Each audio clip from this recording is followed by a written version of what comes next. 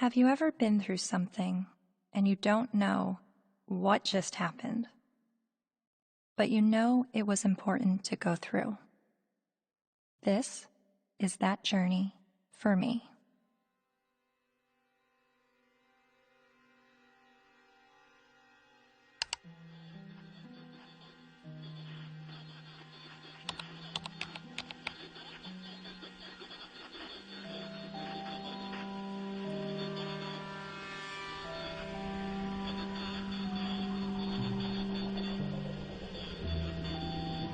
Misogynist rantings would be at home in the far-reaching internet subculture widely described as the men's rights movement, a toxic distillation of the worst aspects of American sexism. It's a universe of message boards where men get together to express their hatred towards women. I thought men's have all the advantages in the world these days. That's utter nonsense. Men are routinely ground up in a family court system that is misandrist and biased against them. They are the majority of the homeless. They are the majority of suicides. They are the majority of the drug addicted. They are the majority of the unemployed. They are the majority of school dropouts. They are a majority of those in prison. How do we know that they're not the cause of these problems? There's a reason that women live longer, Mark. Let me tell you. It is because we are stronger and we are happier at the end of the day than most men. And that is factual, and you know it. And when men are married to women who scream like you, they just want to die sooner. I'm not screaming. When you have women...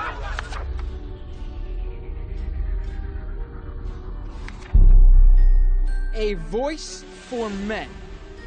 An online hub for men's rights activists, and they were founded by a man named Paul Elam. It's a website called A Voice for Men that's run by a man named Paul Elam, which is male spelled backwards, but it is his real name, apparently. It's a gathering of women haters. The Southern Poverty Law Center has classified that group and men's rights groups as hate groups. He wrote a piece declaring the month of October to be Bash a Violent Bitch Month. I mean, literally to grab them by the hair and smack their face against the wall, he wrote.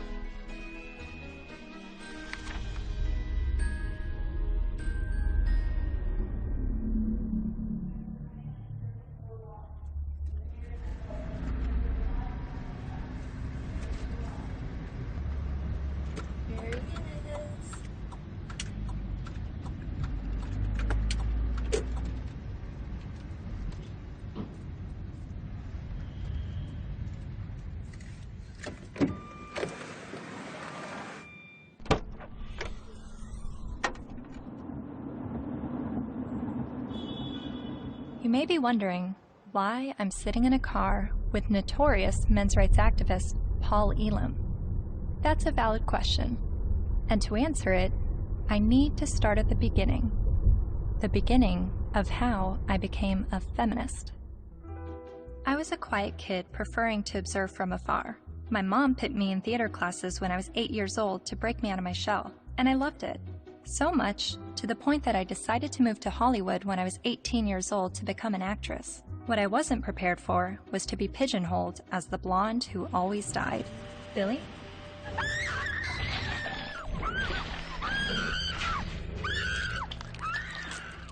Granted, I had a good scream.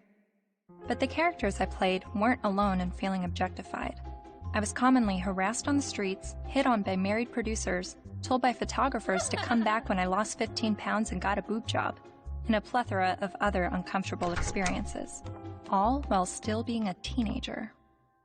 I started to realize my role in the world seemed a little too similar to the unfortunate roles I was auditioning for, and it was not how I saw myself or the person that I wanted to be. So, I quit acting and bought a video camera to tell the stories I wanted to tell. And now, I've been making documentary films since 2008 when I was 21 years old. Most of my work has been about women's issues and sexuality. I've covered a range of topics from the phenomenon of purity balls to reproductive rights, single motherhood, and LGBT rights. After releasing my film in 2012 about marriage equality, I was at a loss of what topic to explore next. And that's when two horrific stories broke the news. 2-star high school football players in Steubenville, Ohio, have been found guilty of raping a West Virginia teenager. The video shows the former Steubenville student callously joking about the incident. That's like rape. It is rape. Bro, they raped her. You know you do it? Bro. They raped her. This is the funniest thing. They raped her harder than Outrage across India as a 23-year-old woman, the victim of one of the most horrific rapes India has ever heard of. A 90-minute horror for a 23-year-old medicine student on this bus. Gang raped and beaten. Her friend assaulted and thrown out of the bus. Every day, every woman is facing violence on the street. I started to research this rape culture.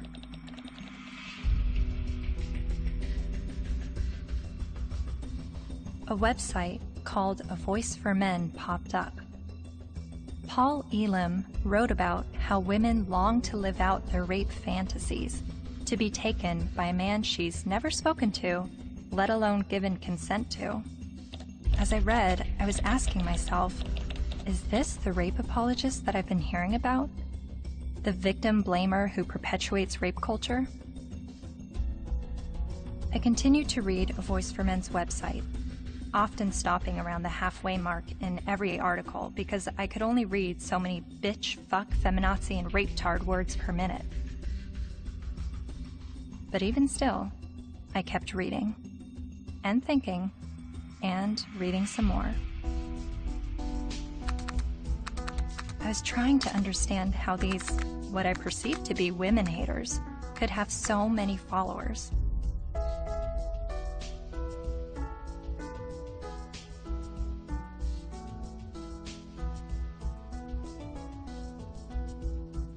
So, I decided to meet these MRAs. The ones leading the movement, and some of their followers too.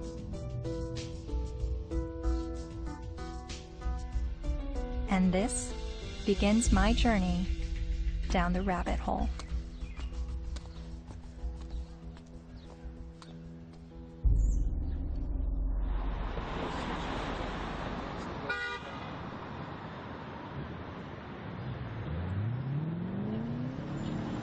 This, ladies and gentlemen, is an historic moment. Never before has there been a gathering of this magnitude to support men's and boys' issues. We have got serious problems. I have been working in this area advocating for the rights of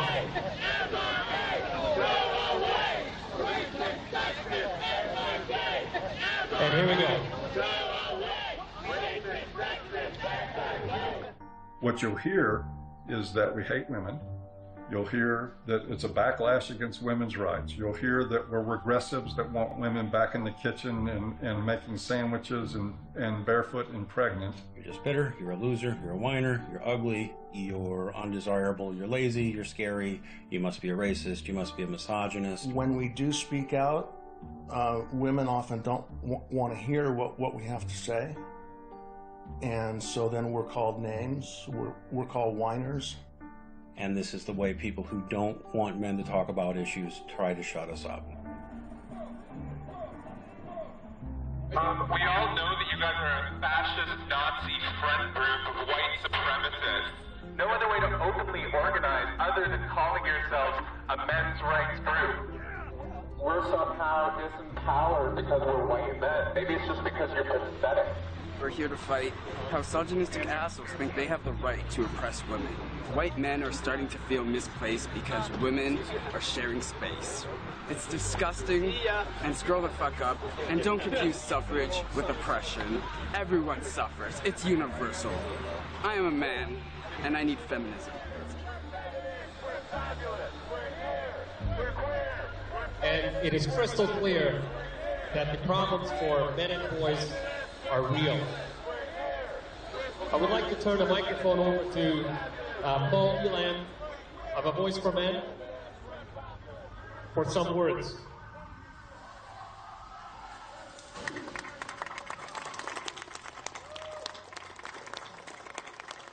This is a historic day.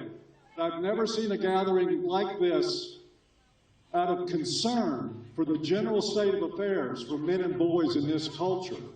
And as trying to articulate the entire platform of the men's rights movement is kind of like trying to understand a snowdrift one snowflake at a time. It's a very, very complicated matter. Just consider this, that 93% of workplace fatalities are men. 4 of 5 suicides are men. Men are dropping out of higher education at very alarming rates. We're down to 38% now of college students are men, and it's dropping rapidly. Male suicide, male abuse, male unemployment, male homelessness, male failure in education, male health issues. We've got the paternity fraud issue, the wrongful paternity issue, a false allegation issue. Men are sentenced to 63% more prison time for the same crime as women. They're less likely to see a doctor.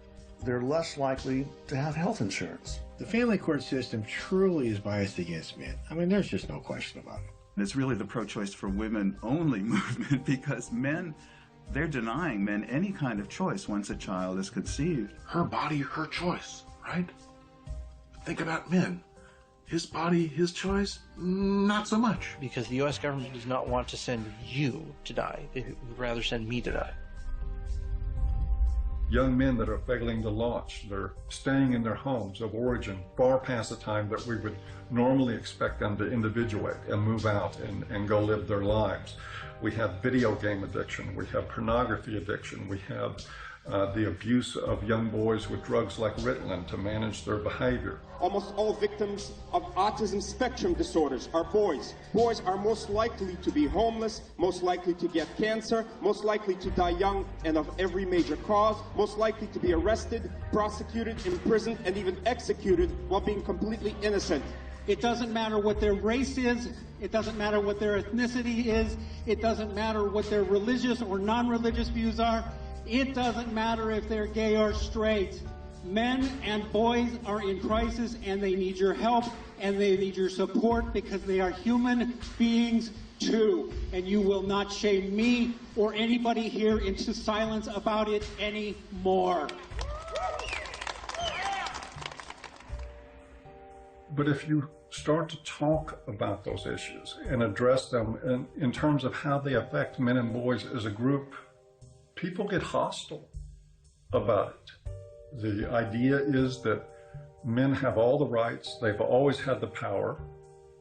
But if that's true, why can't men talk about their problems? And that's what really got me interested in this to begin with. Shortly after I began filming men's rights activists, I realized my own views were being challenged. I kept a video diary throughout filming, and I've decided to share some of those diaries with you. I really do feel like learning about the men's movement and their specific issues, the issues that they have issue with, it's hard for me to completely understand them and just automatically feel welcome in that space of talking about these issues, because at least with feminism, whenever I heard about the issues that feminists were fighting against, I always felt like I had something to draw from and experience to be on board with that. And that's always been why I've been drawn to the feminist movement, is because a lot of what they spoke about I had personal experiences with, and with the men's movement I have very little personal experiences with the issues that they talk about.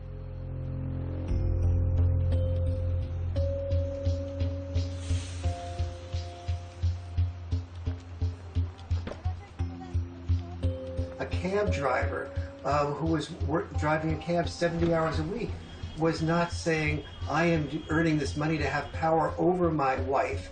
He was earning this money even though it took power away from his life. He was doing that so his child wouldn't have to drive that cab.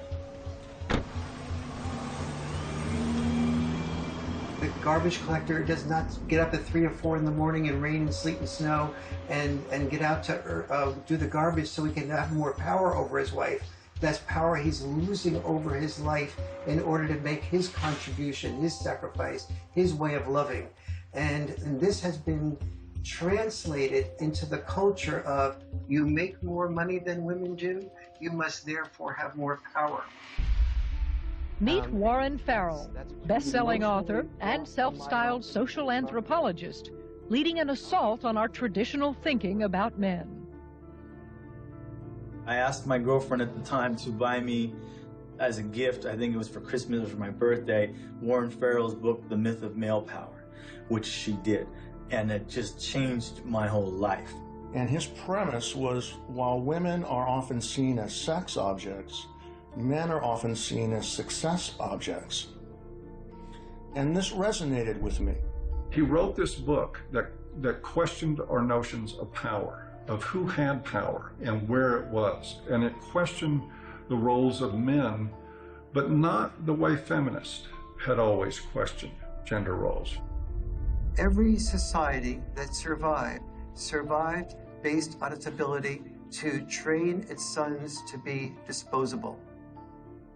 Disposable in war as warriors, disposable in work as firefighters, as workers on oil rigs and so on, coal miners, and indirectly, therefore, disposable as dads.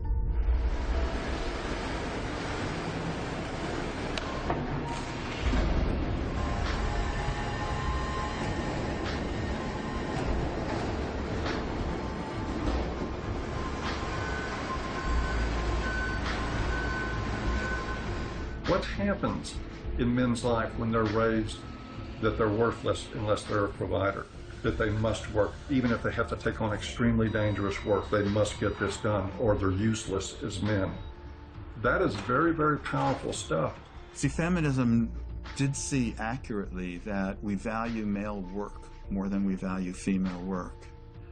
But there's also the issue that we value female life more than we value male life.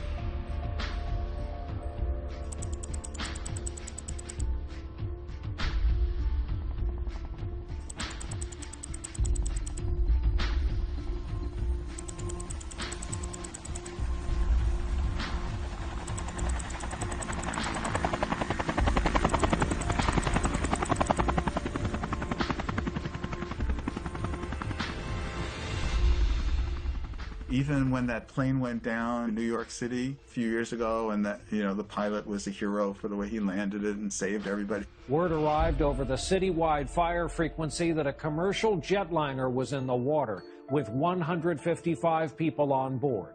Then, over the next few minutes, the doors opened, life vests were inflated, and women and children first, everyone got off that plane. They saved all the women first. That's still, when I went on a cruise, there's still women into the lifeboats first, not because you're a man, so you should be able to swim halfway across the ocean, but because you're a man, you're expendable. We have to look at not just the glass ceilings, but also the glass cellars. And Paul, I think as you were saying, we have to look at men just not only as human doings, but also as human beings. When you survive because somebody else is willing to die, like in war, then that you are immune to the pain of the people who are dying because you have an investment in their being willing to die. You say, I will build a statue, I will remember you in a history book. But if you look at that from another perspective, that building of the statue or remembering you in a history book is a bribe to be willing to die so that I can live.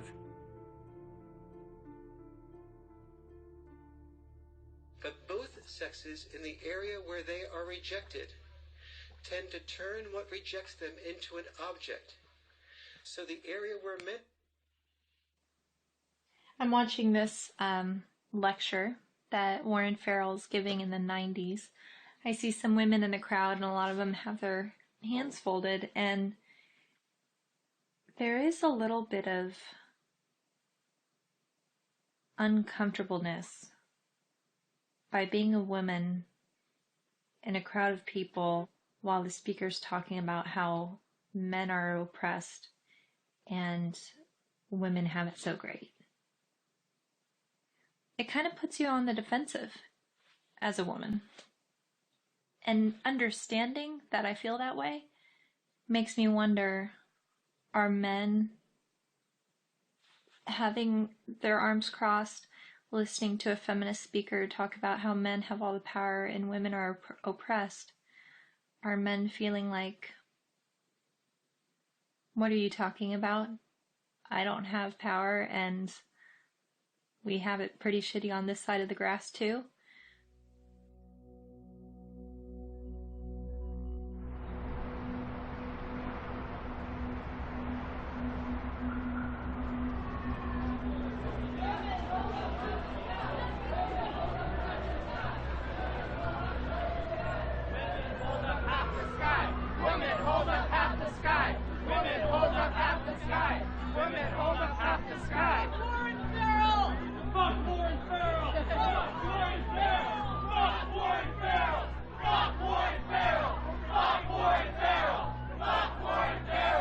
In 2012, Dr. Warren Farrell was speaking on behalf of men's issues at the University of Toronto in Canada.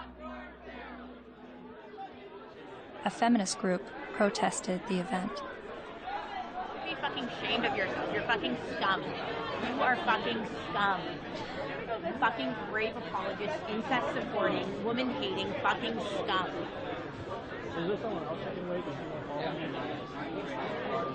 Fucking scum. Yeah, it's just another. I just want to listen to someone else's opinion. I'm not even on a side here. I just listen to as many people as I can. You know what though? Why would you pay money to fucking support a fucking rape apologist if you weren't fucking one? I never heard him say anything that was. Well, it's fucking scum. Who do you serve? Who do you protect? Who do you serve? Who do you protect? You're fucking scum. Fuck you. Raise your side of me. Fuck you. Real fucking scum.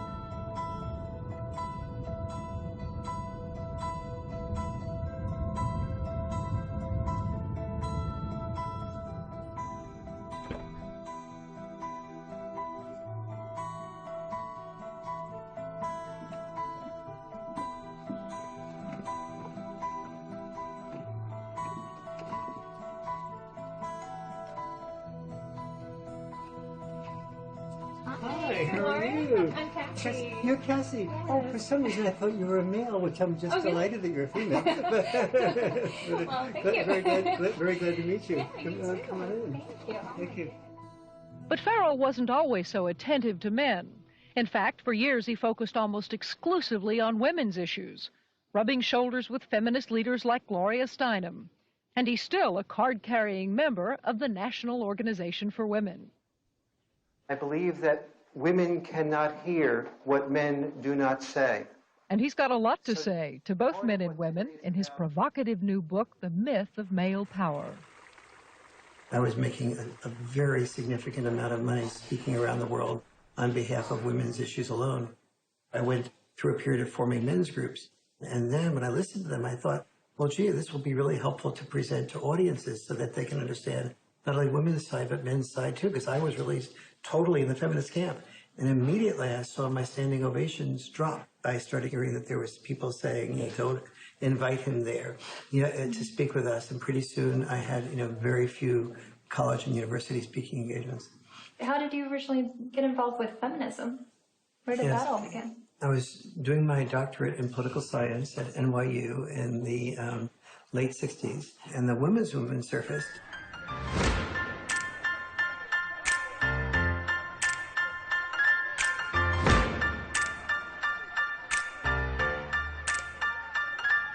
And I started to say, this is the most exciting thing I've ever heard, because I'd heard of civil rights, gay rights, But suddenly, women were saying, I don't want to be confined to just being a homemaker or a secretary. And so it's like, why shouldn't women be encouraged to do everything they possibly can do? And at that point in time, I saw a lot of women marrying men that they weren't completely in love with, but the man earned a fair amount. And so I thought, that's just a form of prostitution extended over a lifetime. How depressed that must make a woman. And it's not going to be good for a man either. He never knows whether he's loved for who he is or loved for what he has. And he's afraid to give up producing because he's afraid to lose love. And so women who were successful to me appeared to be women who would free men from having to be all, wrapped up in just being the only breadwinner and supporting 1, 2, 3, 4, 5 people, which, it's one thing to support yourself. When you're supporting 5 people, you don't have the freedom to question your boss because you're supporting 5 people. The first issue of feminism was to say, just because I'm a woman, maybe I don't want to spend my life raising children. Don't force me into that role against my will. So they looked at men and said, well, you're not forced to raise children. You don't have any issue. But for men, the traditional sex role was not raising children. For us, the traditional sex role is to be a provider, a protector, and to initiate relationships. Each of us has traditional sex roles. Don't force us to carry out those traditional sex roles. We have the same rules set up for men that they've always lived by, that you need to protect and provide at any cost. But we've changed everything where it concerns women. They now have access to everything men have always had access to education, to work, to whatever they want to do. But they're not the ones driving the semis. And they're not the ones in the coal mines. You don't hear the National Organization for Women complaining that there is just not enough female ditch diggers. It is still men carrying the lion's share for what it takes to operate and maintain this society. And it is still the expectation that if somebody's going to go down with the ship, it's going to be men.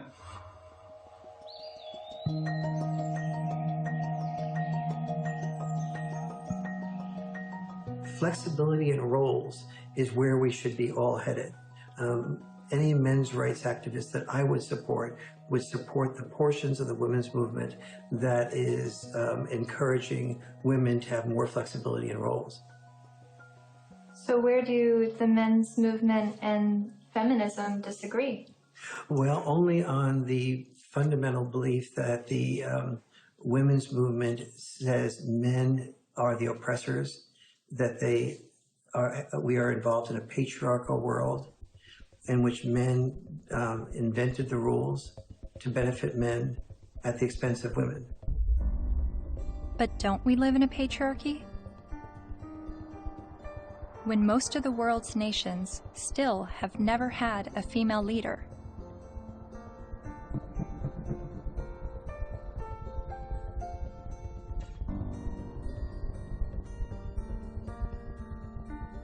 And less than 5% of CEOs of Fortune 500 companies are women. You have to look at this in a larger perspective. Patriarchy is the result of gender roles and not the vice versa. Traditionally, women's power and responsibility has been in the reproductive sphere, while men's power and responsibility was in the productive sphere. You have to reproduce to continue the species, and you have to produce to feed people so that they can reproduce. So, it's like they work together.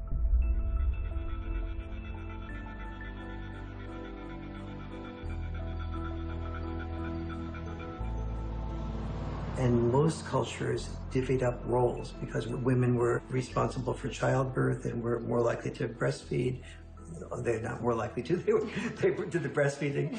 They tended to be involved in the role of raising children. Men tended to be involved in the role of raising money or making a killing of the animals or making a killing on Wall Street. But those were our obligations. So that's why industry was male-dominated and government was male-dominated, because that was our job. And so what we call patriarchy is men giving into the expected roles that they're supposed to give into, and many of those roles are very harmful. Working exceptionally long hours, difficult hours, dangerous jobs, getting killed on the job. Even politics, a lot of people describe as masochism. Imagine what it takes to be a successful politician. Imagine how much of your personal life that you give up, how much you work, how much privacy that you sacrifice, how much freedom in your day-to-day life that goes out the window. There are more men willing to do those things than there are women. But also, just because men are the ones, for instance, writing the laws in general, doesn't mean that the laws are protecting men. You hear about patriarchy, right? All the evils of the world's from patriarchy, but we're the ones dying, you know? And we die for you guys, you know, to protect our families, our friends. In every society that's ever existed, women have had privilege and protection that men did not. For example, we never hear about how men were excluded from the Forced Labor Convention of 1930 for years. The Forced Labor Convention was an international treaty that banned slavery and forced servitude, but it made an exception for able-bodied males ages 18 to 45. Eventually, they got rid of that, but there was still an exemption for prisoners and military, which is 90% male.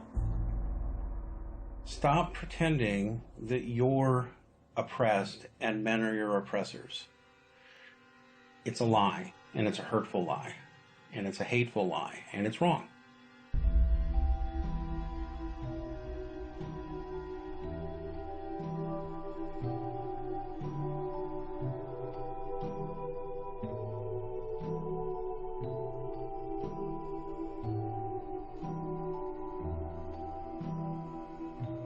You talk a lot about the red pill in A Voice for Men. What is the red pill? Oh, it's sort of a cultural slogan. It comes from the movie The Matrix, where the character Neo is given the choice between a red pill and a blue pill. You take the red pill, you stay in Wonderland, and I show you how deep the rabbit hole goes. And if he swallows the red pill, the scales will be peeled back from his eyes. He will see everything that he hasn't been able to see. And if he takes the blue pill, he'll just go back to sleep and live in his sort of unaware, semi-comatose state forever and probably be a lot happier. It's a pretty apt analogy. So what is the blue pill in this world? Well, the blue pill is the paradigm that most people live by, that men have all the power, that they've always had all the power, that domestic violence is a problem that's committed by men against women only, that sexual assaults are only committed by men against women, that women don't make the same money for the same work as men. Teach men not to rape. Only men can stop rape. Men commit domestic violence. We need to stop violence against women instead of just stopping violence. That is feminist training. The MRAs say that we live in a blue pill world where women are victims, men are perpetrators, and it's all a lie. And that we're brainwashed to believe this, and that it's not true, and that men are slaves in this world, and women are...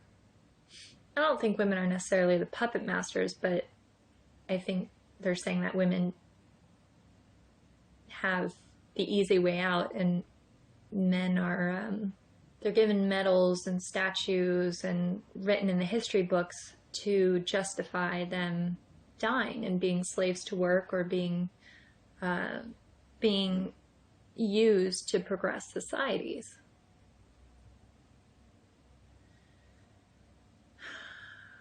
And I've believed for so long that I'm at a disadvantage for being a woman, and that I have to work harder than everyone else, and I have more to overcome, and I have more to prove just because of my gender. But the MRAs are saying that this is all a lie, and that guys are actually the ones that are disadvantaged and discriminated against. And actually, the more I learn from them, the more I think thank God I wasn't born a guy. Because I don't think that the expectations on men is good or healthy. I mean, they have so much pressure to succeed and to be strong and to stand up and protect others and to put their lives on the line. I don't think I would want that responsibility. But, you know, 50 years ago, no, I wouldn't have wanted to be a woman. But now, I mean, maybe just it's right now that the tides are changing and women have the better deal. Well, no, I don't know.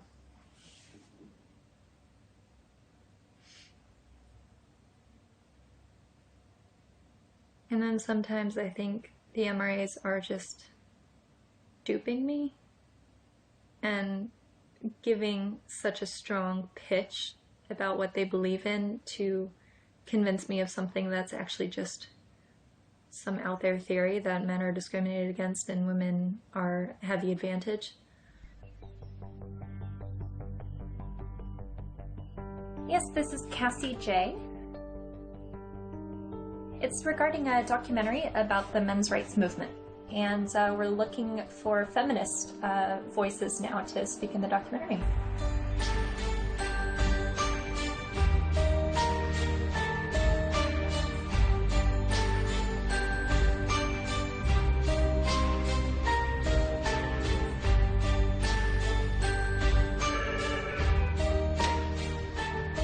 Feminist majority. Yeah, hold on just 1 second.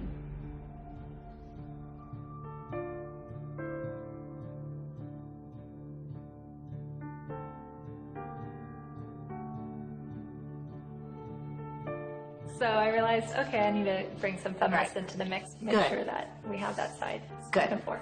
I was researching rape culture, and so that's how I stumbled across a website called voiceformen.com. So some of the people that we've already interviewed on the MRA side is Paul Elam with A Voice for Men. Yeah. Are you familiar with him? Oh, I'm familiar with them. I've never met them. Yeah. Obviously, they've spent a significant amount of time and energy denouncing me, so I figured I might as well have a look at what they say. Yeah, really, the men's rights movement is part of the backlash.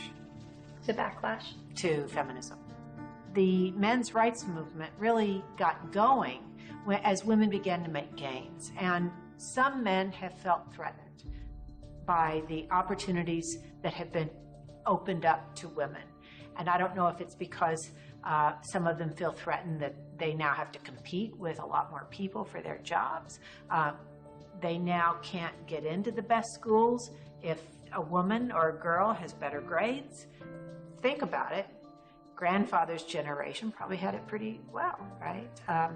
All of his needs, his shirts were ironed, all of that was always taken care of. Well, you know, grow up.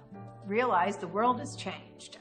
And as much as the MRAs would like things to go back to the way they were, and use the argument that women have an advantage now, no person looking at the data can possibly say women have an advantage. We're just beginning to get a level playing field here. It's not tilted in our favor, I can tell you that. And they know it. They know it. But it's the constant distortion of the data. It's the spinning of a situation to make it look like women are somehow getting ahead, getting an advantage they don't deserve. It's part of the backlash. Political organizing comes from a feeling of victimization, which is why the men's rights movement makes that claim that men are the victims of discrimination. But it doesn't have much traction because, you know, you look around and it's hard to see it. We don't have movements called, you know, straight liberation. You know, the question I would pose rhetorically is the men's rights movement really the gender version of the white nationalist movement? Because there are plenty of white people who say that they are the victims of reverse discrimination. So of course it's not going to have very much traction. You can't really organize the people who are superordinate.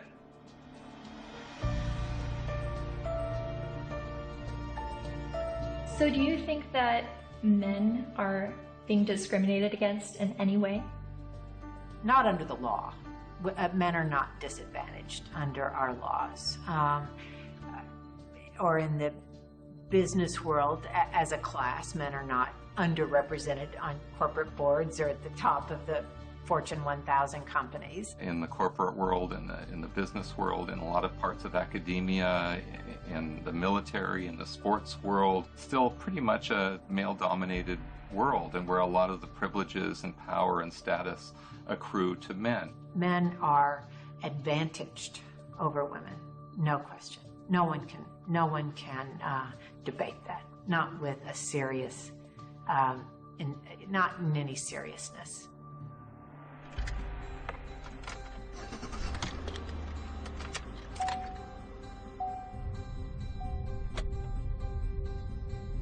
I was a math major as an undergraduate, and one of the fundamental things about geometry is the distance from point A to point B equals the distance from point B to point A.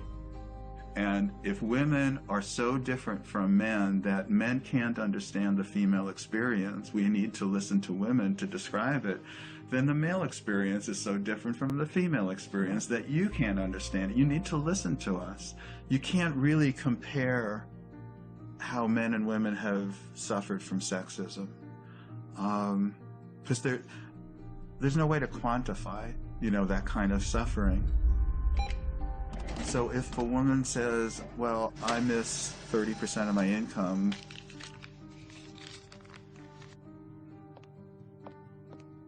more than you miss 6 years of life, there's no way to quantify that. Or I've lost a job opportunity because I'm a woman. There's no way to say, well, I've suffered more than you because you've lost a kid because you're a man. We can't, but it is serious. And at least if you're denied a job because you're a woman, at least you can go to another company and apply for a job, But you can't, when you lose your kid, like you can't say, well, okay, I'll get custody of that kid, I'll try for that one. It's a terrible thing that happens. There was a case, the Serpico case. You might be too young to know the movie Serpico with Al Pacino. It was about a New York City undercover cop. He gets shot at the end of the movie and retires from the police force. And he was a real man, Frank Serpico. A woman after the movie, after this was made, decided she wanted to become a single mother and tricked him into fathering a child.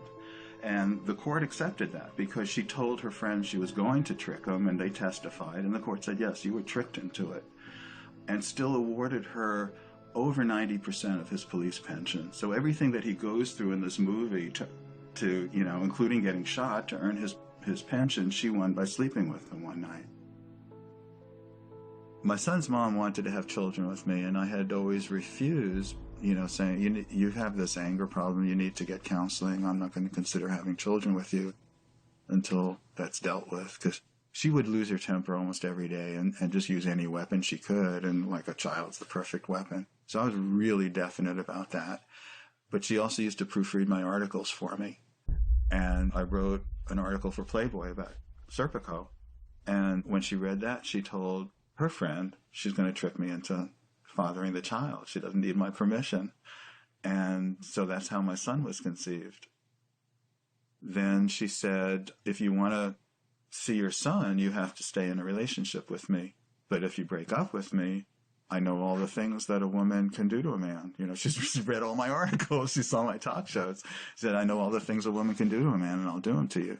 So that's what I had to deal with. Like everything that I had been raising awareness about for the previous 17 years, then she combined into one thing for me to live through. It's really ironic. For the first 5 to 7 years, I guess, we would see each other 4 times a day for exchanges. On average, every single day, I had to deal with some scene. A scene meaning she would just not show up, or she would hold the kid out and then pull him back and hold him out and pull him and just kind of play with me. Or she'd let me have the kid and then she'd stand in front of the car so I couldn't move. You stay in Mommy Town tomorrow. You stay in Mommy Town for a couple of days, 2 days, and then you come back to Daddyville. Another time I saw her hold him by the shoulders and say, "Daddy is a bad man. Daddy is a very bad man."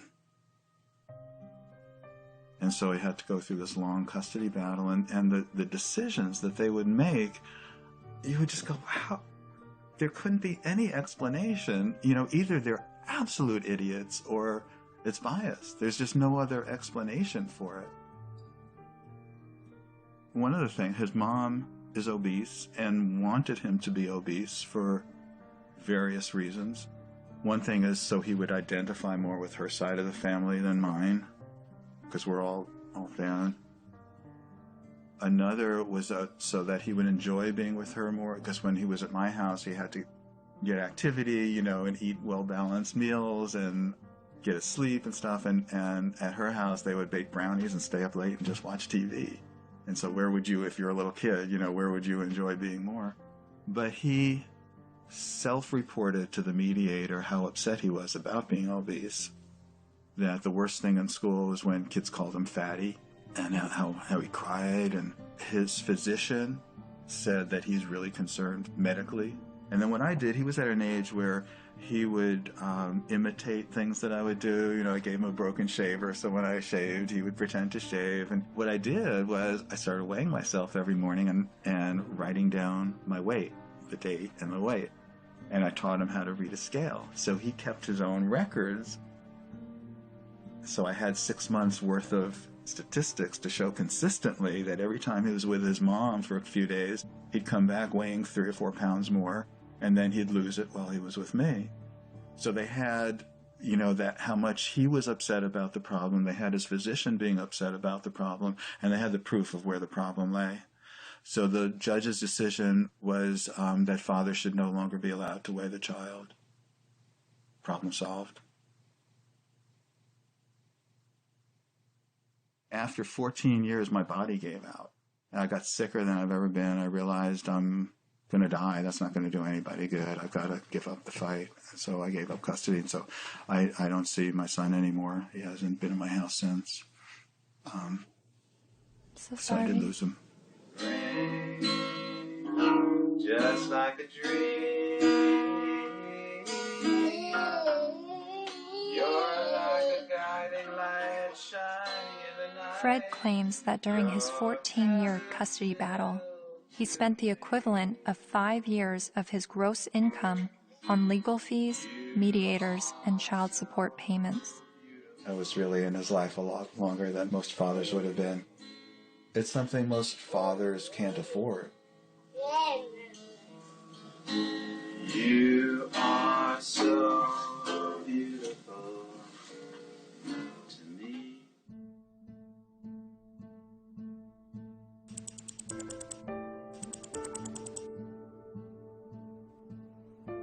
We generally know that fathers don't get as good a deal in family court, and we don't really complain about it until it happens to us. And even then, a lot of men don't.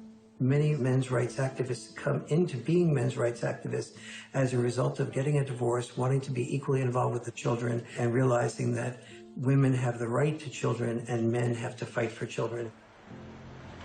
When your family courts run on the supposition that mothers are more fit to be custodial parents and that fathers are more fit to provide a check every month and to become what we like to call Uncle Daddy, where they visit their children. To me, that's one of the greatest obscenities in the world, the idea of visiting your own children, where you get to see them for 2 hours on Wednesday night, and you get to have them for X amount of hours every other weekend, and you have no say in how they're brought up.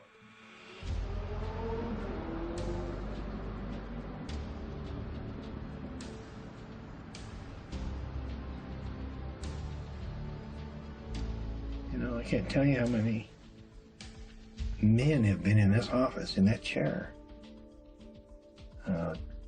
in tears because they can't see their kids.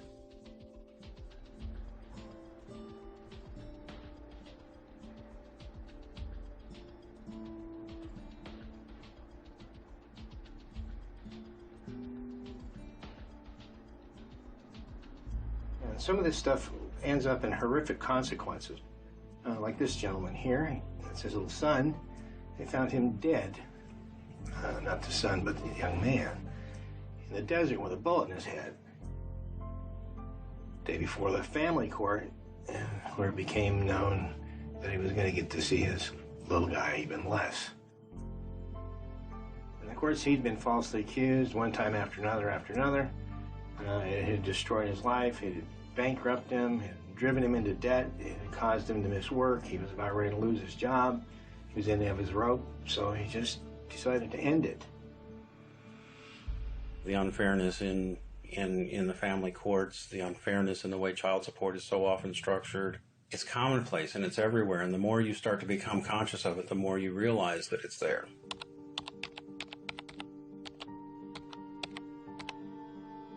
I started to research some fathers' rights issues and came across some harrowing stories. Like this man in South Carolina who found out his only daughter was adopted away by the mother without his knowledge or consent. His daughter was with an adoptive family in California, so he began his fight to get his daughter back. Adoption is for children without families, not children with a willing and capable family. And this man in Colorado who lost his daughter when the mother left the state to give birth in Utah where he wouldn't have legal rights to his child. He fought for 4 years in court and finally won visitation rights. Only visitation. I can't explain the emotion, the happiness. There's this hard fight and what this means to me. And then there's this heartbreaking story. The 20-year-old father never left her side until he was forced to give her to adoptive parents this week after Kaylee's mother decided to put her up for adoption. In order to keep Kaylee, Colby needed to file paternity action, an affidavit, and a commencement notice with Utah's Vital Records a day before the mother signed the adoption papers relinquishing her rights. But in Colby's case, the mother only gave him a few hours' notice of what she was going to do. I would like her back. Men in the men's movement are not upset about having to be fathers. They're upset because they're not allowed to be fathers. That guy blows his head out, blows his brains out. It's a family court? And people don't think there's something wrong with that? And we just open the doors tomorrow for business as usual, and that's okay?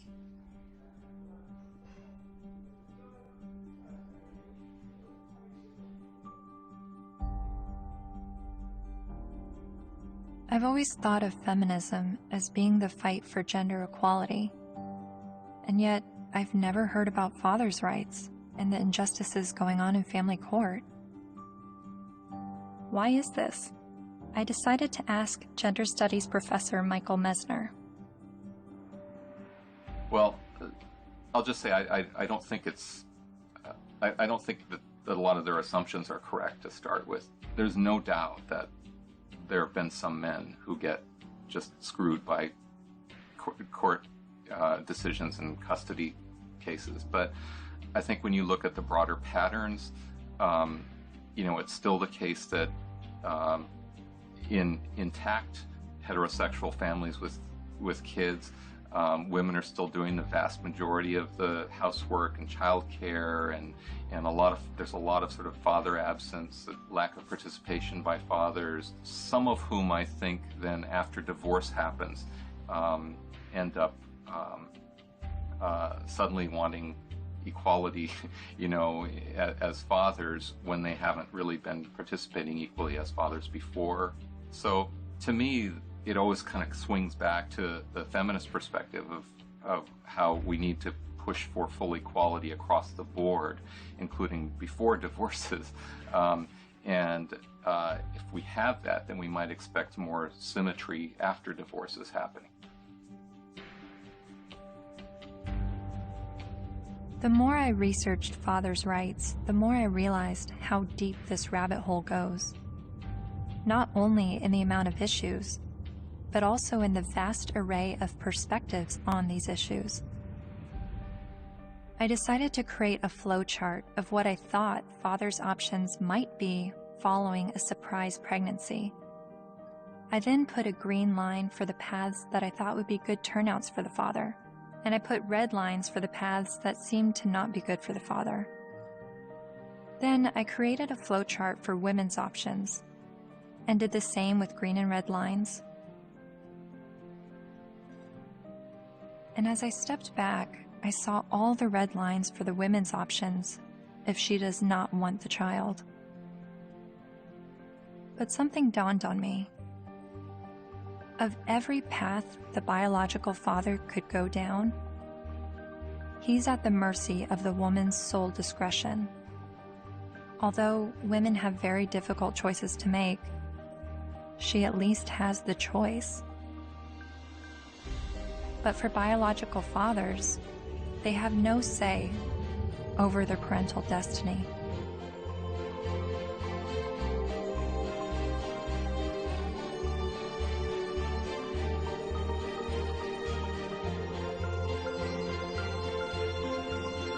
This is my friend Dara. She's 8 months pregnant with her first child, and she's a lifelong feminist. It seems from MRIs, from what I've read, that women seem to have more reproductive rights than men do. I don't know what to say, like, we carry children, they're never going to carry children. It's just a different thing. So I guess, as much as possible, take the steps to prevent yourself being in that situation. It's just, I don't know what to say. There's no, there's nothing like a woman, you know, women have been blamed for, and still are, for, you know, unwanted pregnancies, choosing to have an abortion, not choosing to have an abortion, choosing to put their child up for adoption, when, you know, the burden lies on a single mother. If the man leaves, there's real, you know, societally, she's lambasted. So there's a lot of things that women deal with in that regard that men don't actually deal with. So I can have compassion for their situation, but I don't know that it's going to change in the way they want it to, because it's biology, you know? So if you're going to be having sex that could result in pregnancy, and you haven't had this conversation with the woman that you're having sex with, you better have it. You better have it fast. That's when the man has the ability to make decisions, either not to engage in sex or to use condoms and to use other forms of contraception. So that's where his role comes in. Once he's impregnated her, she's the one now faced with continuing a pregnancy, faced with the health risks that accompany pregnancy. So his rights have to be exercised early. But once she's pregnant, all decisions must be hers, because ultimately she is the most impacted. There's just no question. And she ultimately has the responsibility for that child.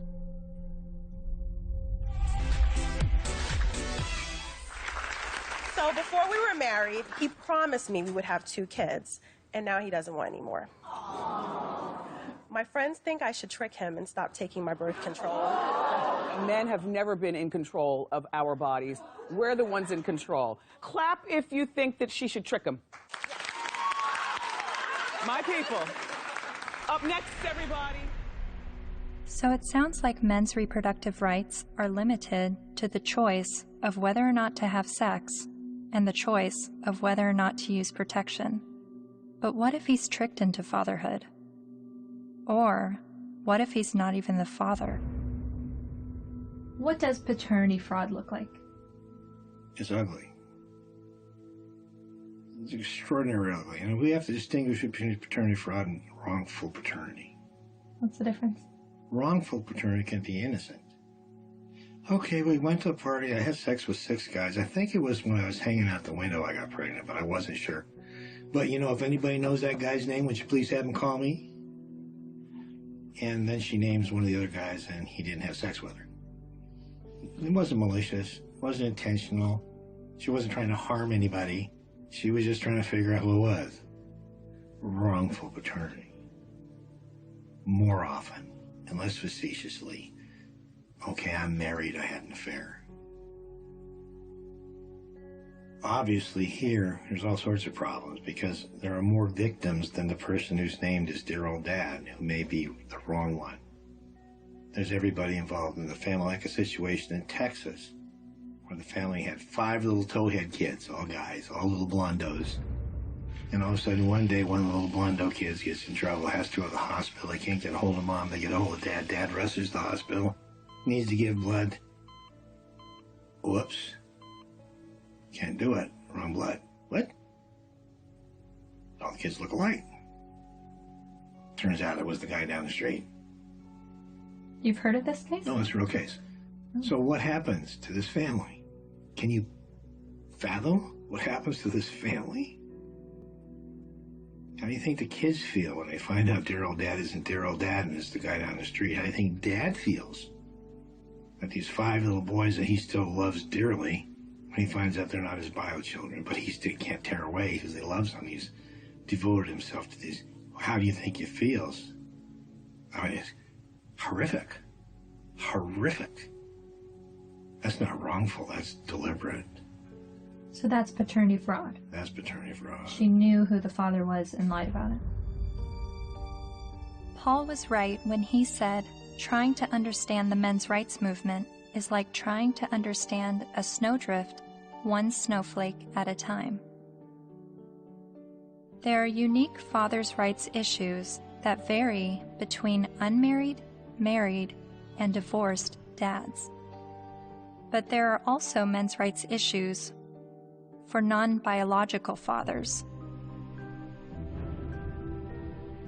Like this man who is facing jail time for failure to pay child support for a child that DNA tests prove isn't his. Carnell Alexander still owes more than $30,000 to the state for a child that's not his because the mom wrote his name down because she needed to name someone in order to get welfare benefits. And I had to put him down as the father. That was the only way I can get the system. I'm almost homeless. I'm almost in jail. I'm out of work.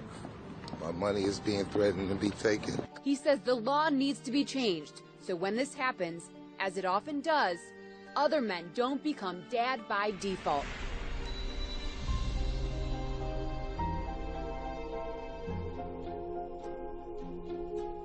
A lot of times people wonder about MRIs, why are you guys so angry? And my answer to that is, why aren't you? How can anybody look at this and not be angered by it?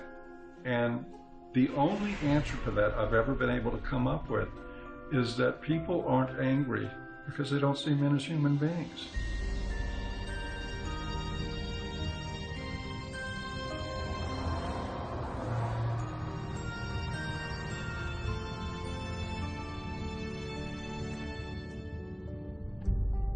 I continued traveling North America, meeting MRAs from all walks of life, hearing their personal stories, their red pill moments. I met a young man who was sexually abused when he was 16 years old while living at a residential home for people with developmental disabilities. She's the only woman I've done anything ever with, partly because it just messed me up so much. She continues working there. She hit me in the face. She actually hit me throughout the house, chasing me throughout the house. When I reported my domestic assault to the police officers, I did not at all bring up the fact that I was sexually assaulted, because if he wasn't going to believe that I was a victim of domestic violence, there was no way he was going to believe that I was going to be a victim of sexual assault. I met the honey badgers, women who are men's rights advocates.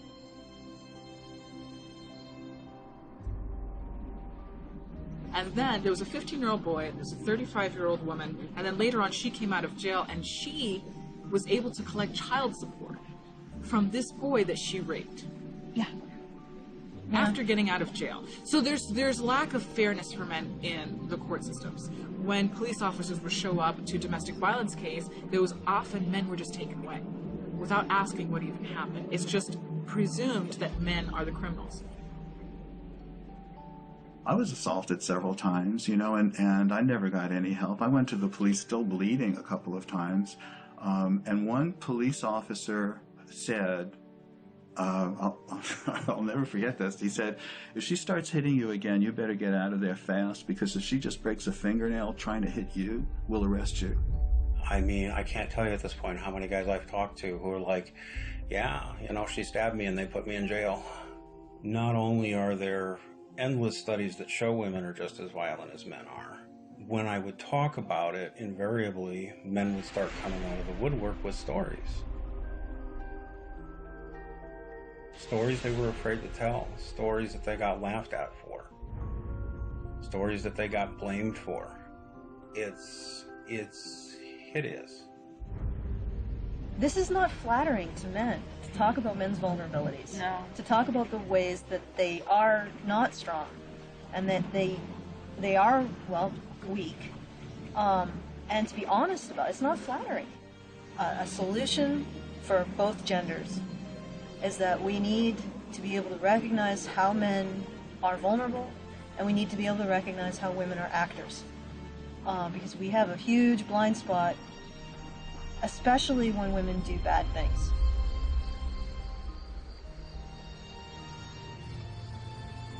My best friend that I grew up with since kindergarten was being physically abused by his wife, who he'd been married to for 20 years. She'll break glass and throw it at him, punch him. I've seen it just happen spontaneously, and it was frequent. And he's bigger than her, but he didn't want to hit her. And he didn't want the children, they had 3 minor children, he didn't want them seeing this at all. So he would usually just go outside, because there would be glass breaking or things being smashed or yelling, and he knew that the neighbors might think it's him. So he would go outside so the neighbors can see what's happening. Eventually I said, look, you need professional help, and so does she, and maybe the kids do too. So I called a bunch of domestic violence shelters. I just looked around online and I called, but every place that I called said, we don't help men. We don't help male men at all. And I started becoming curious about why that was, because I learned that these were state-funded shelters. And I know that men pay at least half of the taxes that fund these shelters if they're state-funded, and I just was wondering why. So basically, there was no place to take him, and it just continued. The problem just kept going.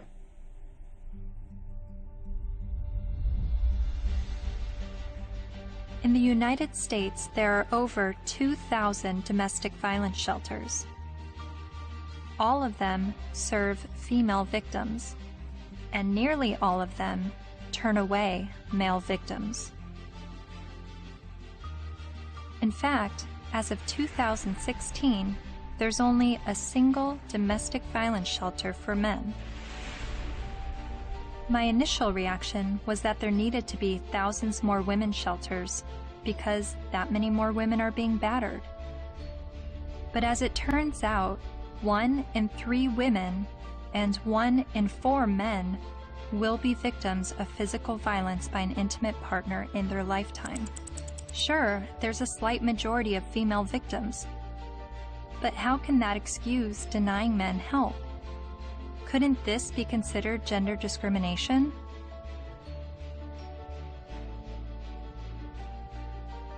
Think of it this way. Roughly 78% of all suicides are men. If suicide prevention services only served men, wouldn't we see the gender discrimination immediately? If there are over 2,000 women's shelters that turn away men, and only 1 shelter for men, obviously the resources don't match the need. How are you involved in the men's rights movement? Well, from the very beginning, when I first opened the Refuge, which was in 1971 in Chiswick in London, almost as soon as I took the women in, I got a house for men.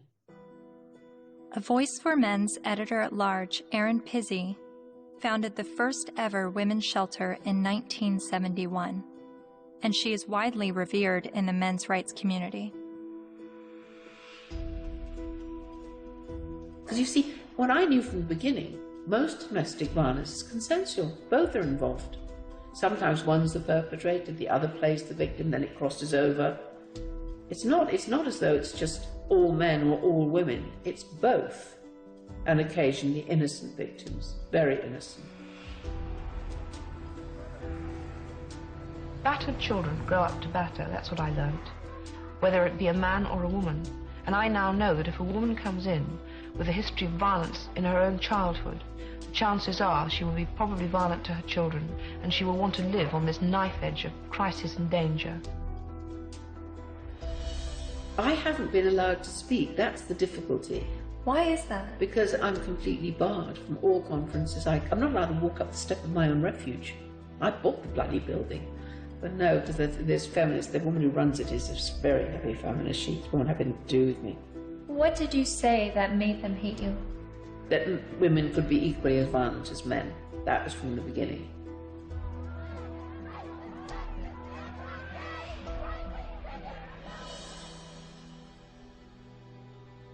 Erin Pizzey says that 62 of the first 100 women to enter her refuge were just as violent as the men they left, and violent towards their children. But there's levels of violence, isn't there? I do not affect that I'm violent. Well, I'm violent. So am I. You know, I'm very violent. Whereas verbally, and you know, I could quite easily hit somebody. You know, very, very easily. And I've had an argument. But the feminists I've met have an entirely different take on domestic violence.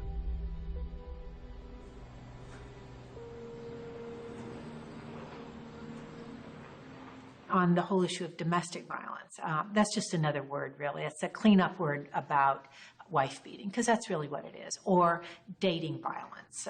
And it's not girls that are beating up on boys. It's boys that are beating up on girls and using violence to intimidate and to control. And we have very few what's called domestic violence shelters, which are places that women can leave their home with their children and get a new start, get out of the violence. But there are not nearly enough of them. We need more funding and more resources, because it is a tremendous disadvantage for women and girls.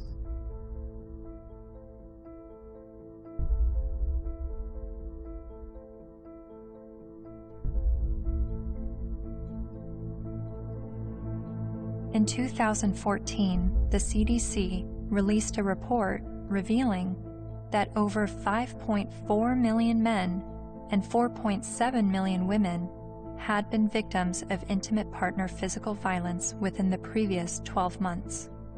But then why does the media paint domestic violence as a women's issue? The World Health Organization says 1 in 3 women are abused by their partner. 1 in 3 American women experiences domestic violence or stalking at some point in her life.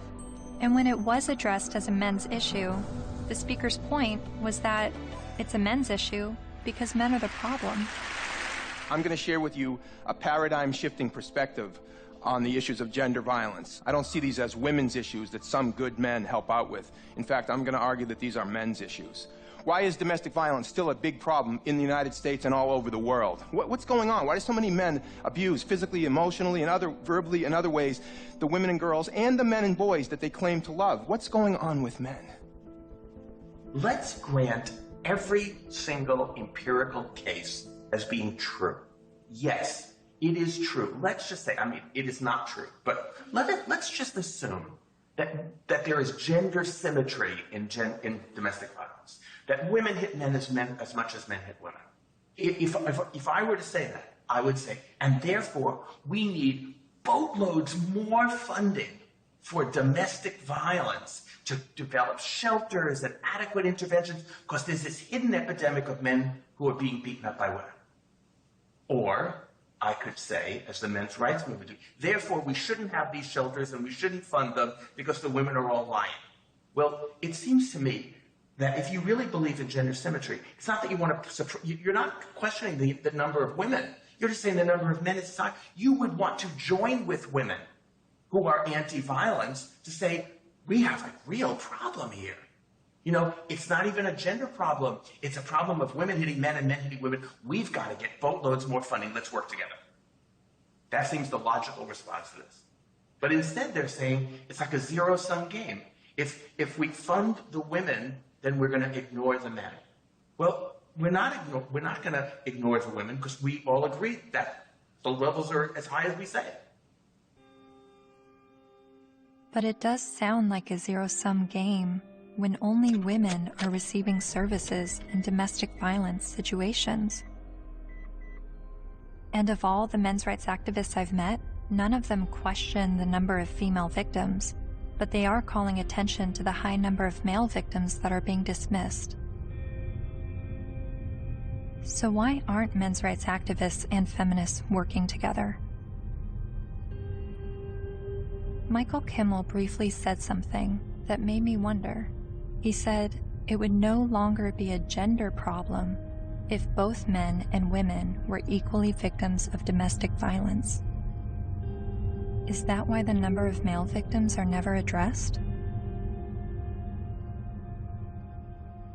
To me, it's been fraud for all these years.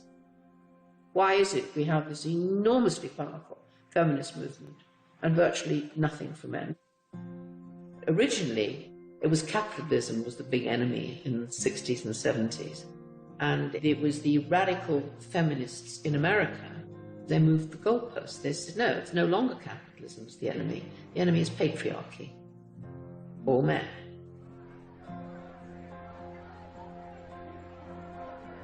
And that's how the women's movement began. And it was enormously successful. The new mood in the refuges was going to be that no men could work in refuges and can't today. They can't sit on the boards. And boys over 9 or possibly 12 can't go into refuges, or you call them shelters. Their mothers have to make other arrangements for them, which I find shocking. And it ring-fenced money. I think that that particular time when the feminist movement were desperate for funding because they'd run out of publicity, and they were desperate for funding, and they needed a just cause. And unfortunately, it fell into their laps. It's an enormous industry. I mean, violence against women, they get something like, was $1 billion and over a year. And an awful lot of that goes on really supposedly rehabilitating men, but essentially punishing them with something that's called the Duluth model. Duluth Power and Control Wheel. You guys know about that? No. I gave you a copy. In 1977, I think, a bunch of crazy women up in Duluth, Minnesota figured out they had the solution to domestic violence, and it was all about patriarchy and all about men. And it's the Duluth Power and Control Wheel. Because men are all about power and control. Of course, not you ladies. You guys, you don't control anything. You have no power. You're just sweet and innocent little things. Okay. So this power and control wheel is divided up in all these things, you know, about who does this and who does that and blah, blah, blah. Of course, it's all men.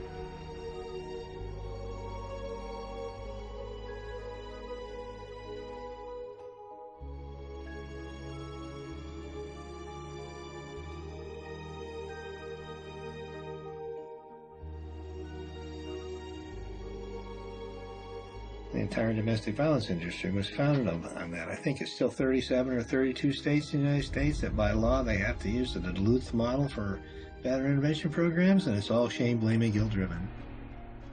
If you're a man and you walk in, you must admit you did it up front or you're in denial. There's no debate, there's no discussion, there's no possibility that you could be falsely accused, the criminal justice system could have made a mistake. None whatsoever. You are in a state of denial, and you will complete that course or you're going to go to jail. You will be re-engineered. That's frightening. Frightening? Yes, that's frightening. I think it's terrifying. Absolutely terrifying. All I had to do, I had a simple choice. I could just say, yes, you're right. Men are the enemy. No problem. But I couldn't. I absolutely couldn't.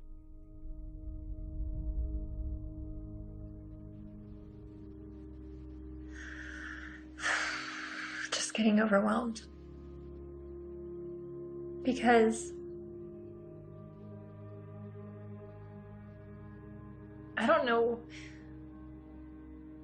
where I'm headed with what I believe and what is right and what is wrong and who is wrong and who is right, and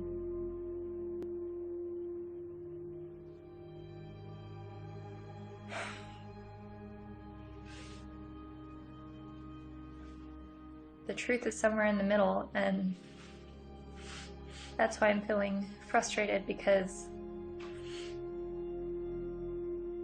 I don't know where the truth is, and I don't know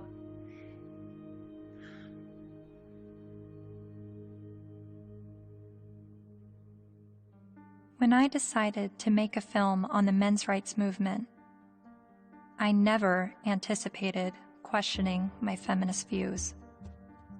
But the more MRAs I met, the more I felt compelled to remind myself why I was a feminist.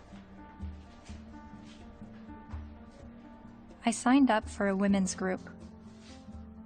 Welcome to our Women on Your Power workshop. Only 4% of the Fortune 500 companies are led by women. Women only hold about 14% of corporate executive positions and less than 20% of our governmental positions. I made video diaries complaining about how I had to change what I wore to walk alone at night, how much time it took me to get ready for work, all the housekeeping that was on my shoulders. In comparison to other gender issues, these videos seem trivial, but I made them nonetheless. I attended women's rights rallies. No to violence. That's what we are here for, to say no more to violence in any form, especially against women and girls. I repeated women's issues in my head like a broken record. Female genital mutilation, sex trafficking, reproductive rights, maternity leave. And social media helped remind me of women's issues. We have fought for everybody else's equal rights. It's our time to have wage equality once and for all, and equal rights for women in the United States of America. We are struggling for a uniting word, but the good news is that we have a uniting movement. It is called He for She.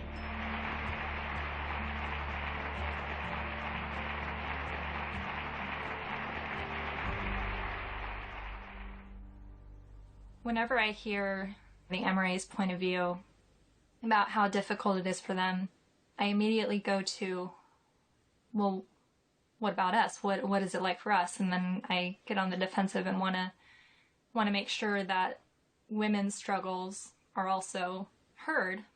And I don't know if that's necessary, because the MRAs are saying that the feminist perspective is the mainstream perspective. But even when I hear their issues, I still want to speak up for the women, because I feel like, I don't know why I feel like talking about one gender's issues now neglects the other. And I guess that's what MRAs have been dealing with, is always hearing about women's issues and feeling like their issues are neglected. But whenever I hear them talk about men's issues, I feel like I need to stand up for women and say, this is what we're dealing with, an equal opposite.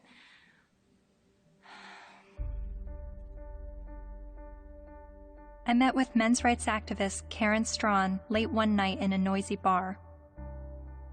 She became well known for her YouTube videos talking about male disposability and other men's rights issues. And she's a honey badger. Part of what I do and what I research and what I think about is the reason psychologically why feminism seems to be such a comfortable, warm blanket emotionally for so many people, men and women alike.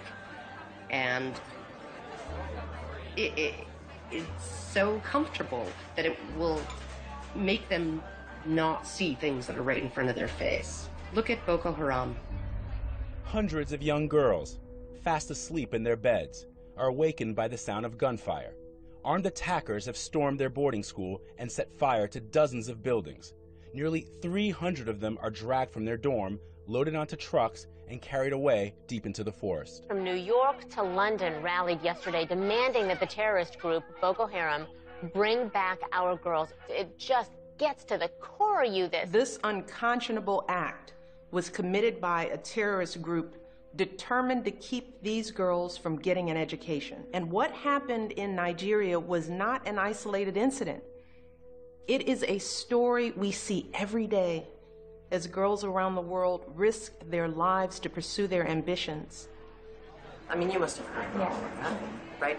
That's being spun as a fundamentalist Islamic group that is so determined to be misogynistic and oppress girls that they want to deny girls an education. But they are not against girls being educated. They're against anybody getting a Western, secular, or Christian education. The initial attacks, and there were several of them, there were over 100 men killed and 1 woman killed. And the victims were described as people, right, or villagers.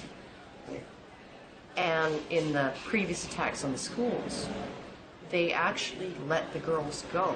They separated out the boys and girls, and they let the girls go, and they told them, go home, get married, renounce your sins, and live a righteous life under Allah, right? And then they burned the boys alive. There was literally no outrage, right? It was barely reported on.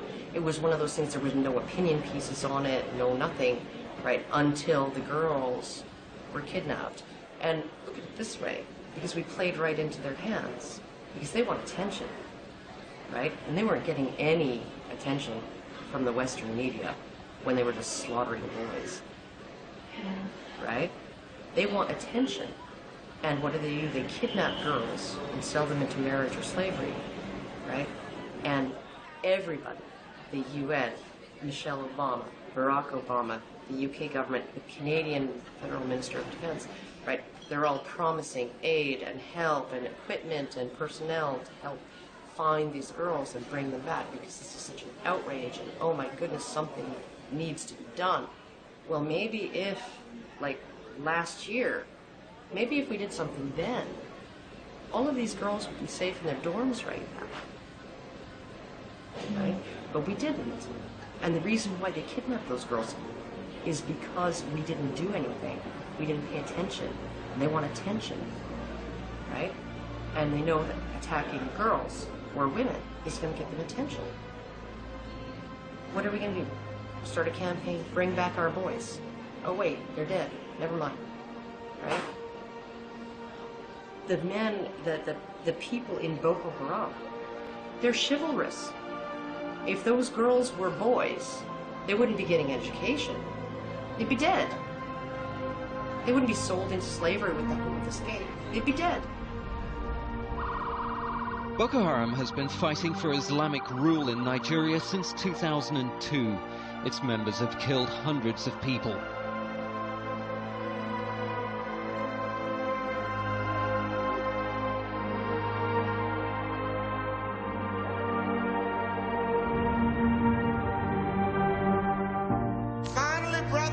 At least 69 dead, although some reports put the number at about 150 and scores more injured. For that day when we shall lay down our burdens and study war no more. Finally, brethren, after a while, the battle will be over. For that day when we shall lay down our burdens and study war no more. Finally, brethren, after a while, the battle will be over. For that day when we shall lay down our burdens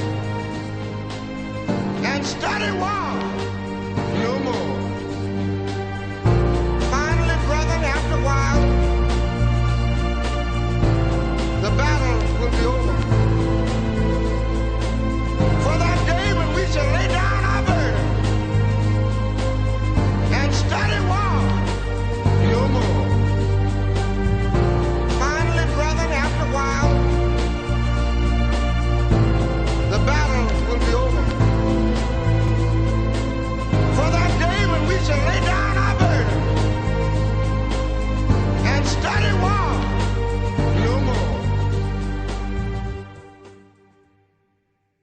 one of the most important things the men's movement is doing is being able to say, men need compassion, and men deserve compassion. And to have that happen, I'm not expecting it in my lifetime. It's an ocean of pain out there. This stuff we're talking about has been going on for so long. And nobody listens. Nobody cares. It's one thing when you look at what happens to women and you feel normal, healthy outrage about it, and that should happen. But when you can look at what's happening in our courts to men, in our medical establishment to men, in our schools to men, and yet we remain so cerebral about all of it. Yes, well, that is certainly something to consider. If it were happening to any other group, we would be having protests from coast to coast. And the fact is that it is happening to men every day, right in front of our eyes, and people will get angry at you if you try to talk about it. That's how deep the prejudice runs. But there have been protests, not with the intention of shining light on men's issues, but rather with the goal of silencing any discussion of men's issues. Like at Ottawa University, when Professor Janice Fiamengo attempted to give a lecture that questioned the feminist narrative.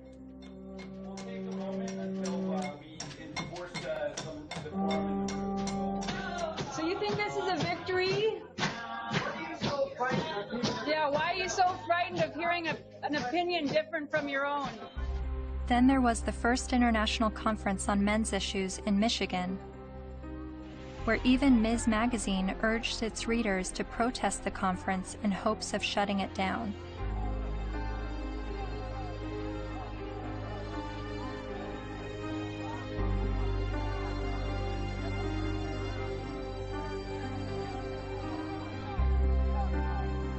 But perhaps the most well-known protest of a pro-men's rights event happened in April 2013 at the University of Toronto, when the Canadian Association for Equality hosted a discussion titled From Misogyny and Misandry to Intersexual Dialogue.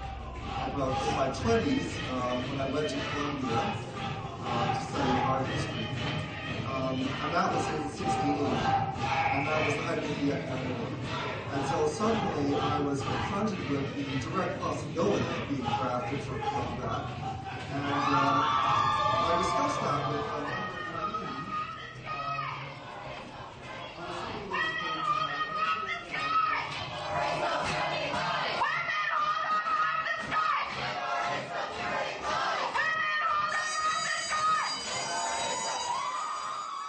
a feminist group protesting the event illegally pulled the fire alarm and successfully shut down the event.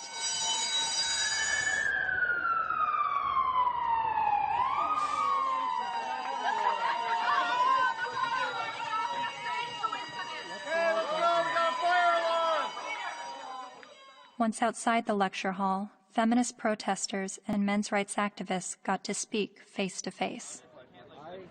So, number one, shut the fuck up for a second. Feminists do not want you to lose custody of your children. The assumption that women are naturally better caregivers is part of patriarchy. Feminists do not like commercials in which bumbling dads mess up the laundry and competent wives have to bustle in and fix it. The assumption that women... This is a list of the things that we're working towards. Now, if you would shut the fuck up for the 50th billionth time, These are things we agree on, actually. These are things that we're agreeing on. And these are things that you've actually all got skewed fucking views on. You think that feminists are trying to take away your fucking rights, but as a matter of fact, what we're trying to do is we're actually trying to work on the same things that you're working on, but except the fact that you're just too busy hating women. You can't fucking see that we're trying to work on those same situations. Are you conflating feminism, which is an ideology, with women, which is a demographic of societies? Okay, Mr. Derailing for Dummies. Okay. You're still a hate An group. ideology. Yes. I also hate a lot of other isms. So you admit those? Racism, I sexism. oh, bullshit! fascism. Bullshit! You hate sexism, but you're an MRA. Okay, no, point taken. We win. You obviously have Sorry. read our literature. Okay.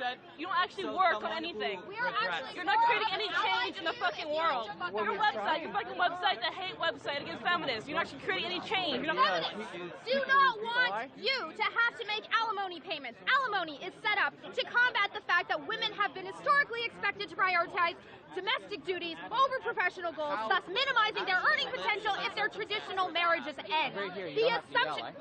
I'm reading, fuckface. I'm trying to I'm letting everybody else hear it, okay? It's not just for you, Mr. Entitled.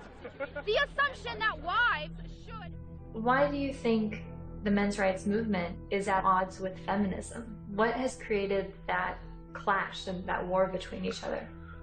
Well, one, feminism has spent the last 50 years demonizing men, which is sort of one of the problems. Feminist scholars have characterized men as inherently violent, inherently bad, inherently predatory, inherently oppressive. They have postulated that masculinity is a disease. Feminists aren't the only problem. The problems didn't start with feminism. So when I start criticizing feminism, I want you to know you're just part of the problem. They're just part of the problem. You calling men oppressors and women oppressed demonizes men, and I believe diminishes women at the same time. It's a way of telling men to shut up. It's a way of telling men that their experiences don't matter. You tell a man he's privileged, therefore anything he's gone through or anything he has to say doesn't matter. His lived experiences don't matter because he's privileged. So, how old were you when you started calling yourself a feminist? Or how many years ago? It was probably about 3 years ago, I guess you can say. I'm relatively new. Yeah, but I'm pretty loud, so violence only helps the oppressor, not the oppressed. A lot of MRAs say that feminism doesn't fight for the rights of men. What would you say to that? Cry me a river. Really, because feminism is a movement about the discrepancies when it comes to women's equality, because we're still not there yet. You know, so don't even start with that whole, oh, but you don't think about the men's issue. Well, then, you know what? Start your own goddamn movement, which they have, but maybe make it a little more about legitimate issues like custody and alimony and things that you think are unequal, which all stem from patriarchy, not from, oh my God, feminists are trying to take away our kids. No, dipshit. That's not what we're trying to do. We're not trying to do that. I mean, if they look at the root causes of why, for example, you know, women get custody more often than men do, women are supposed to be the mothers. They're supposed to be the natural born caregivers. So obviously, duh, you has a vagina, so obviously you're going to be able to take care of the kiddies. That's really what it is. It all stems from sexism against women. It's just the oppression dialectic needs to go. It's so hard to convince people to look at men's rights activism and support it without first allowing them to at least escape the stranglehold that feminism has on their minds. I do believe it is dogma. It's zealotry. There are good people in the feminist movement. There are not good people in the radical feminist movement.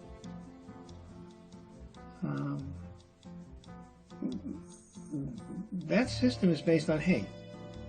And hate is, in my opinion, hate's the most destructive force in the world. They're so quick to call us man-haters or misandrists.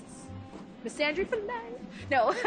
Like, they're so quick to say that when all we're doing is talking about, like, patriarchal societies and structures that we want to dismantle. Nothing against men in particular, but just saying, hey, this is the system that we live in, and this puts men above women, and it's not necessarily their fault, but hey, recognize what's happening here, and let's work together to dismantle it. The omnipotent, ever-present patriarchy, the invisible force that directs all of our lives, right? and causes all oppression and all suffering, right? Our devil. And the beautiful, wonderful force for justice, feminism, the way. It's the way. It sounds like religion. It sounds like religion.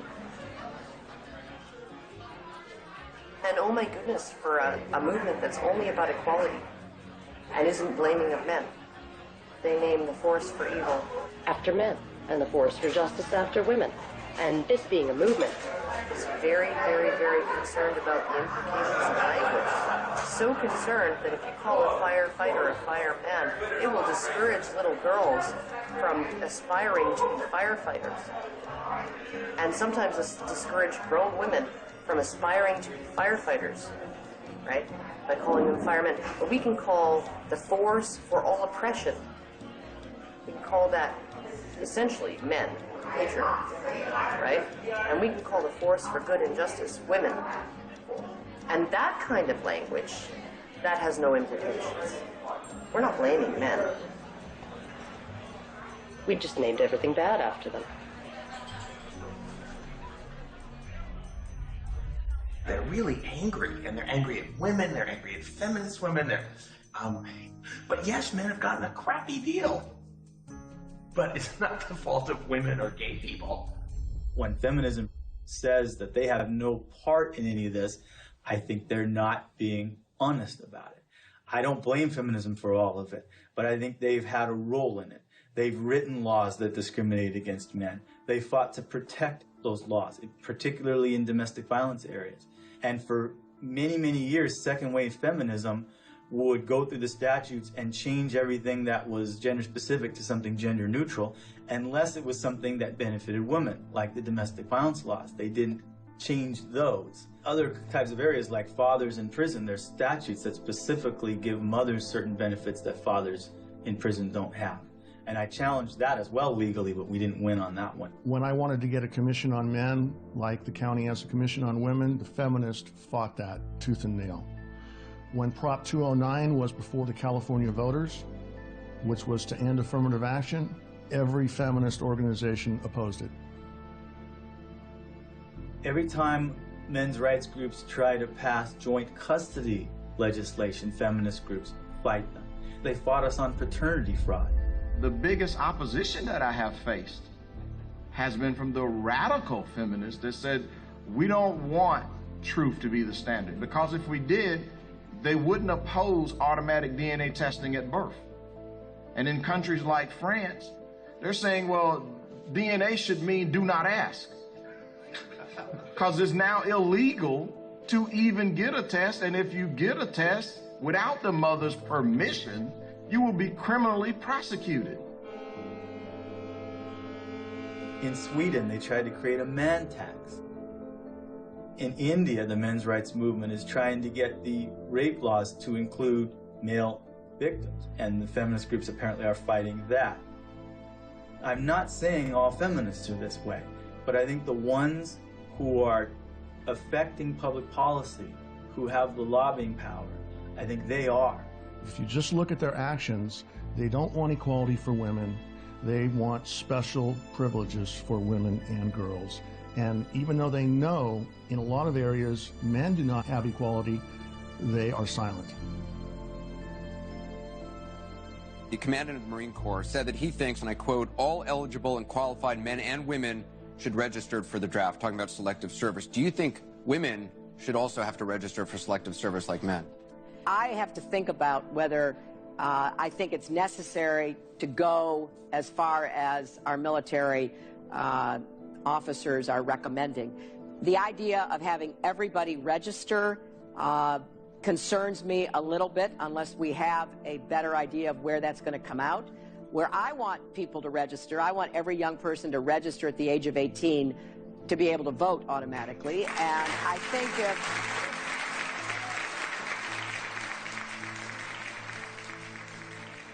What's the motivation? People don't ask, what's the motivation? Do we need a men's rights movement? No, we need common sense.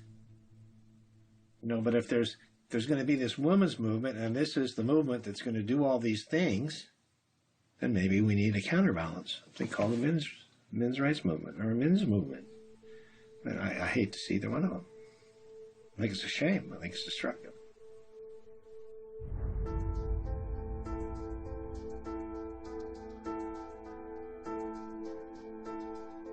I'm hearing what the men's rights activists are saying, and I'm finding the sources to support what they're saying. Men are just as likely to be victims of intimate partner physical violence. Men have little to no control over their parental destiny, especially when he's tricked into fatherhood or he's raising a child that he later finds out isn't his. The sentencing disparity between men and women is 6 times larger than the sentencing disparity between blacks and whites.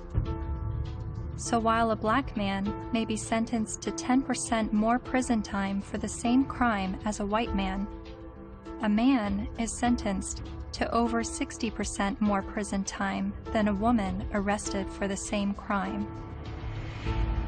Boys are falling behind in education. They are enrolling at lower rates and earning less college degrees. And while not all MRAs agree on the issue of infant male circumcision, most MRAs do believe it is a human rights violation.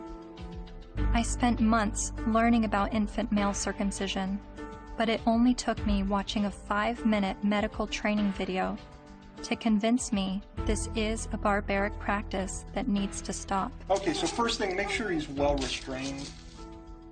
The foreskin, okay? And we repeat the process with just one end and clamp. Anything that gets clamped gets cut. All that was left, a partial penis and his tiny testicles. Rhodes says Ashton urinates through a hole in his penis. She says she can't imagine now what she'll say to her son when he's old enough to understand what's happened to him. How could you explain it to your child that you don't have a penis or you might never be able to have kids?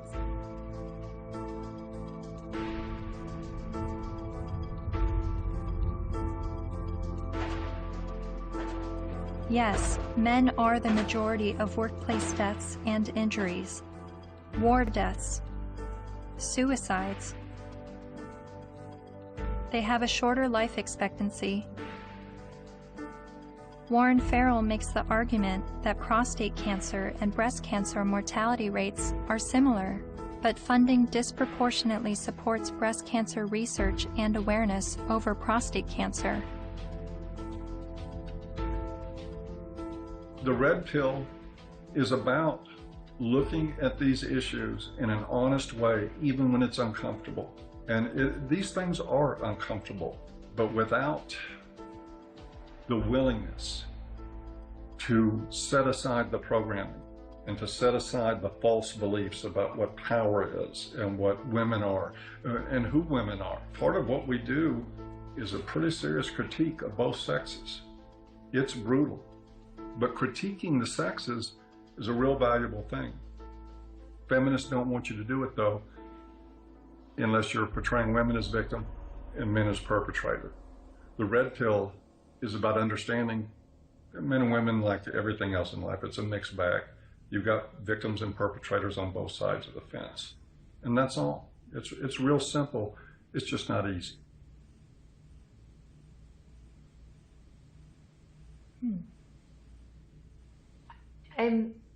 I think I agree with everything you said, but there's still some kind of unsettling doubt, and I don't know where that's coming from. I'm recognizing all of these very serious men's rights issues, but what I don't understand is how I could be agreeing with men's rights activists. Is this the same misogynist hate group I originally discovered online? The Southern Poverty Law Center has classified that group and men's rights groups as hate groups. I looked into what I was hearing from feminists and the mass media about the men's rights movement. I've read a lot and I've heard a lot that the men's rights movement has been labeled a hate group by the Southern Poverty Law Center. Is that correct? That's not quite true. No, they got it wrong. No, this was somehow written up on some kind of anti-men's rights websites as us having listed them as hate groups and so on. That we didn't do.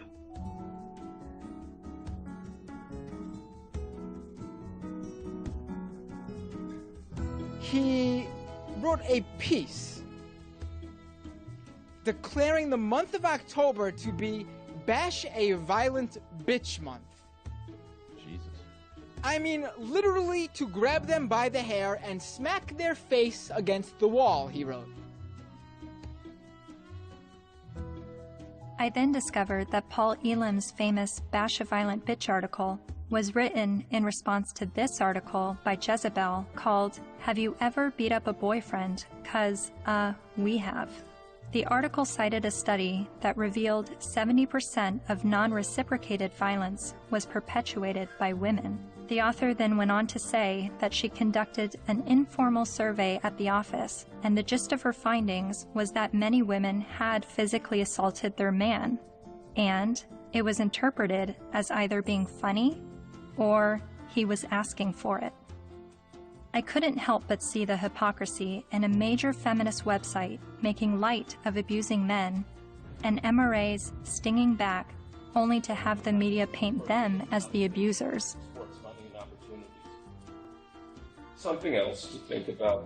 Arriving on campus, boys will also see the effects of women's studies programs, now usually termed gender studies programs. Make no mistake about it, however, they are still women's studies programs. I teach in the gender studies program at Wagner. There are about 900 such programs worldwide, and about 400 of them are in the States. By comparison to those 900 programs worldwide, there is one men's studies program. In 4 years, Center for Men and Masculinities is to be established at a state of New York university, the one at Stony Brook. It will be headed by Professor Michael Kimmel, a sociologist. Its advisors will include, probably among the advisors are funders as well, the actress and fitness expert Jane Fonda, Gloria Steinem, and Eve Ensler, the author of Vagina Monologues.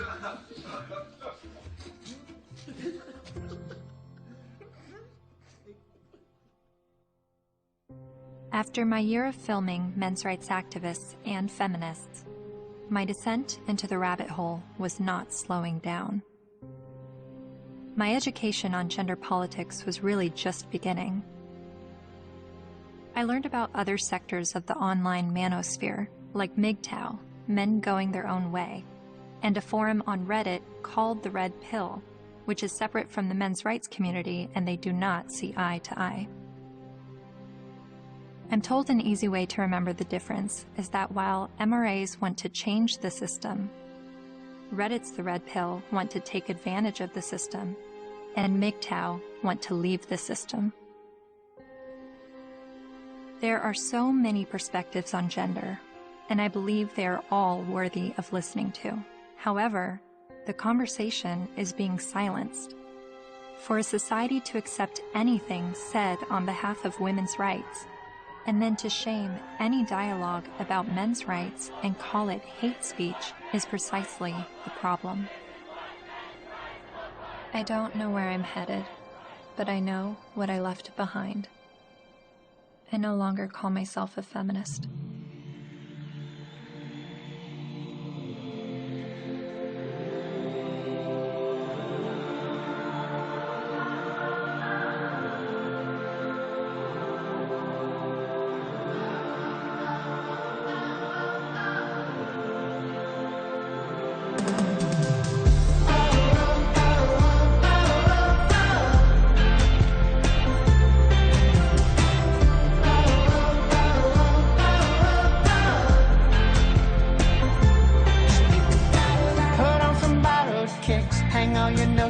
Up. It's never what it is. Wisdom is asking what. There is another side, down where the rabbit lives. My world will blow your mind. Just have a look at it.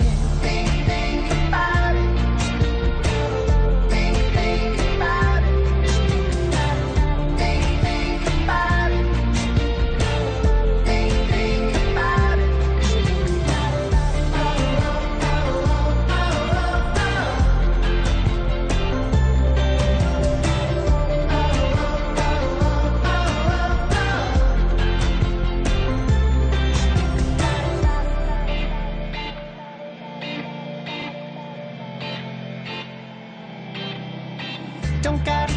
your mind, just try to open it. I'll let you use my eyes, see what I'm dealing with. People with different stories, divided by different categories and reasons why.